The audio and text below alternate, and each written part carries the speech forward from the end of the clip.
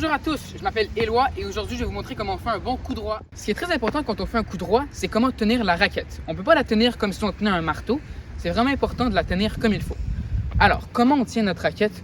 On la tient vraiment comme si on voulait aller serrer la main d'une personne. Donc je tends ma main à la raquette et je la prends exactement comme ça. Et regardez, je prends comme ça et là je me positionne et je frappe. Comme ça. Ce qui est très important d'avoir, c'est un point de repère. Le point de repère le plus évident, c'est le petit rectangle blanc que j'ai à mes pieds. Ce qu'on va essayer de faire avec ce rectangle-là, c'est de venir le positionner entre nos jambes. Donc, je positionne mes jambes. Évidemment, je les élargis un petit peu et je les fléchis toujours un petit peu. Donc, il est bien entre mes jambes. Et c'est très important parce qu'en étant au milieu du terrain, si on m'envoie une balle très loin à ma gauche, je suis parfaitement au milieu. Et si on m'en envoie une autre à ma droite, je suis encore une fois parfaitement au milieu. Ce qui va faire en sorte qu'elle va être vraiment facile à prendre. Au tennis, si vous le regardez, vous voyez souvent les joueurs avoir les deux mains sur leur raquette. Alors, la main droite, c'est laquelle avec laquelle je frappe mon coup. La main gauche, si je suis gaucher, vraiment, c'est la même chose. Sauf que notre main qu'on n'utilise pas, on vient la positionner au bout de notre raquette, juste ici. Ça va nous aider à positionner notre raquette au moment de faire notre coup.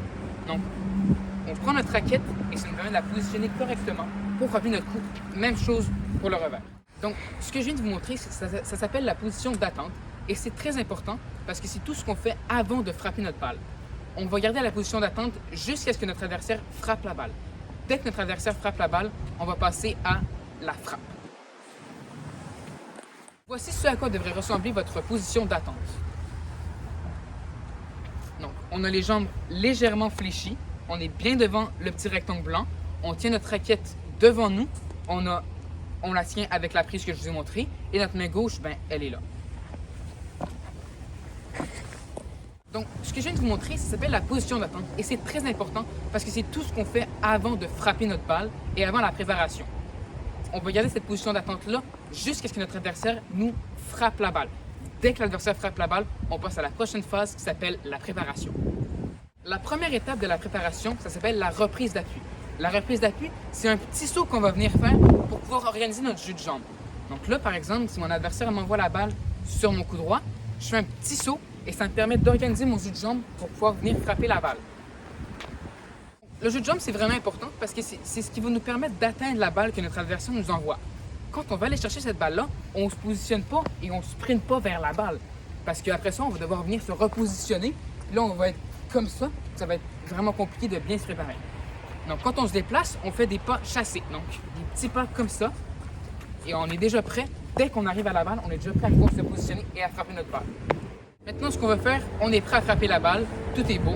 On va prendre notre raquette et on va venir se positionner. Donc, on tourne notre corps et on lève notre main gauche à la hauteur où on veut frapper notre balle. Donc, si ma balle, quand on fait un smash par exemple, la balle, je vais la lever très haut parce que la balle va être très haute. Et si je frappe la balle basse, ma main gauche va être plus basse. Ça va permettre d'orienter mon corps pour frapper la balle correctement. Maintenant, comment on frappe un bon coup droit? On veut vraiment que notre épaule, notre bras en fait, fasse un mouvement de rotation vers l'arrière pour qu'on aille le plus loin possible. Comme ça, on a le plus de temps pour frapper la balle et donc on emmagasine plus de force et donc la balle va plus vite. Donc maintenant qu'on a fait la préparation et la position d'attente, on est prêt à faire la frappe. Ce qui est très important quand on fait la frappe, c'est de ne pas se forcer, de ne pas y aller comme un bourreau en frappant avec notre poignet parce que c'est là où des blessures arrivent. Comme je vous l'ai montré dans la préparation, on lève notre bras bien haut et on laisse notre bras et notre corps faire le travail. On avance notre corps.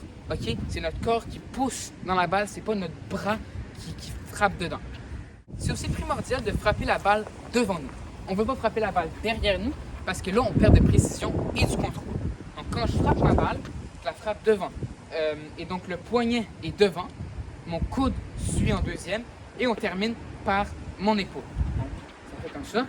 Au moment où je frappe la balle, c'est comme ça. 1, 2, 3. Poignet, coude, épaule. Maintenant qu'on a fait la frappe, je vous le rappelle, on a fait la position d'attente, la préparation et on vient de faire la frappe. Maintenant, ce qu'on va vouloir faire, c'est la dernière et quatrième étape, ça s'appelle l'accompagnement. Comme le nom l'indique, l'accompagnement, c'est qu'on accompagne notre mouvement, on accompagne la raquette après son mouvement.